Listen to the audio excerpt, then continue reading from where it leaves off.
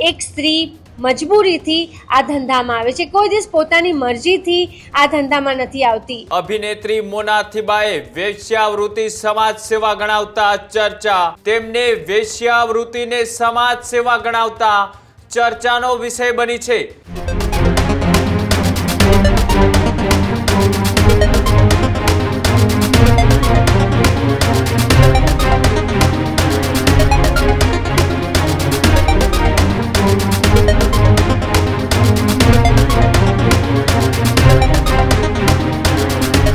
ગુજરાતના મહત્વપૂર્ણ સમાચારની તો સમાચાર।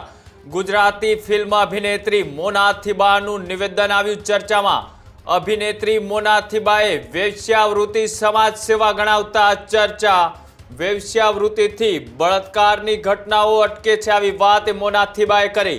ફિલ્મ શક્તિના પ્રમોશનમાં વેશ્યાવૃત્તિ પર ચર્ચા થઈ। રાજકોટમાં ફિલ્મના પ્રમોશન માટે મોના થીબા ગયા હતા।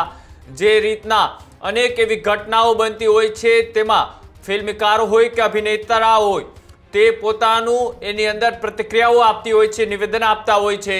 ત્યારે એવું જ નિવેદન અત્યારે ખૂબ ચર્ચાઓમાં છે અને આ નિવેદન છે ગુજરાતની ફિલ્મ અભિનેત્રી મોના થીબાનું, કે જ્યારે મોના થીબા રાજકોટની અંદર ફિલ્મ શક્તિના પ્રમોશન માટે પહોંચ્યા હતા અને આ પ્રમોશનના કાર્યક્રમની અંદરથી તેમને વેશ્યાવૃત્તિને સમાજ સેવા ગણાવતા ચર્ચાનો વિષય બની છે।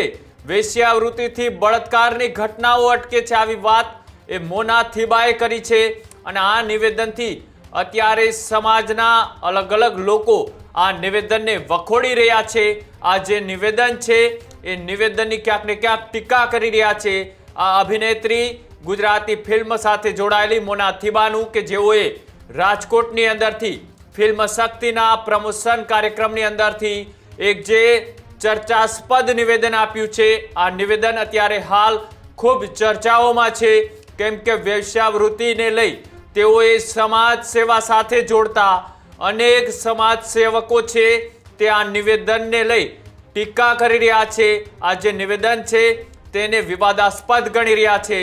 પેલા તો આખા નિવેદનની અંદર મોના થીબાએ શું કહ્યું હતું, આવો તે પણ જોઈએ।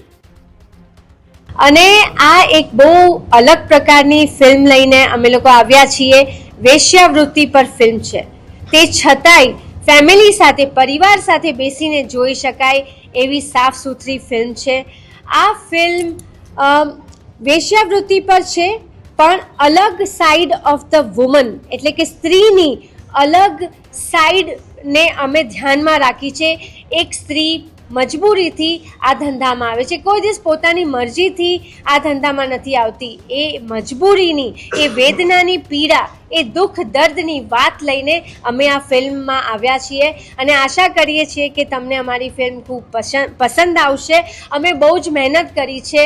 અમે આ રિયલ લોકેશન પર એક ગામડામાં શૂટિંગ કર્યું છે। નો મેકઅપ લુક, પહેરેલા કપડાં, જે વોન ક્લોથ્સ હોય એને લોન્ડ્રી કરાવીને એવા કપડાં પહેરીને, સિંક સાઉન્ડ જેમાં ડબિંગ નથી થયું, ઓરિજિનલ સાઉન્ડ, એવી ઘણી બધી અલગ પ્રકારની અમે એક્સપેરિમેન્ટ્સ આ ફિલ્મમાં કર્યા છીએ।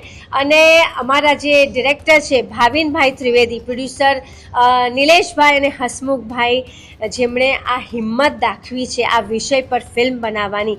અમારા જે ડિરેક્ટર છે, જેને હું હંમેશા કહું છું કે એવોર્ડ વિનર ડિરેક્ટર છે, એમની પહેલાંની બધી જ ફિલ્મોને અવોર્ડ્સ મળ્યા છે, એમની હિરોઈન્સને, એમના એક્ટર્સને, એમની ફિલ્મની દરેક કેટેગરીને અવોર્ડ્સ મળ્યા છે। તો એવા ડિરેક્ટરે આ ફિલ્મ ડિરેક્ટ કરી છે, એટલે અલગ ફિલ્મ છે।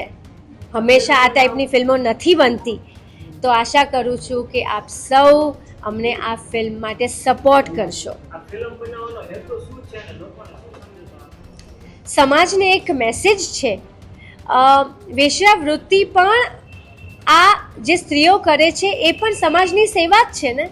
નહીં તો કેટલા બહેન દીકરીઓના બળાત્કાર થાય, કેટલું બધું થઈ શકે। આ પણ એક પ્રકારની સમાજની સેવા છે અને એ સ્ત્રીઓની આ દુઃખની વાત લઈને આવ્યા છે, એની વેદના, એની અંદર શું ચાલ્યું છે, એની કઈ મજબૂરી છે, એ વાતને લઈને અમે આવ્યા છીએ। મેડમ, તમે એમ કહો છો કે જે વેશ્યાવૃત્તિ કરે છે સમાજની સેવા છે, હવે એક દ્રષ્ટિએ તમારી દ્રષ્ટિએ છે, પણ એક જવાબદાર અભિનેત્રી તરીકે તમે સમાજને આ સંદેશો આપો છો કે સમાજની સેવા છે તો સરકાર કે સમાજ તો એને એક્સેપ્ટ કરવો જોઈએ ને, સમાજની સેવા થતી હોય તો.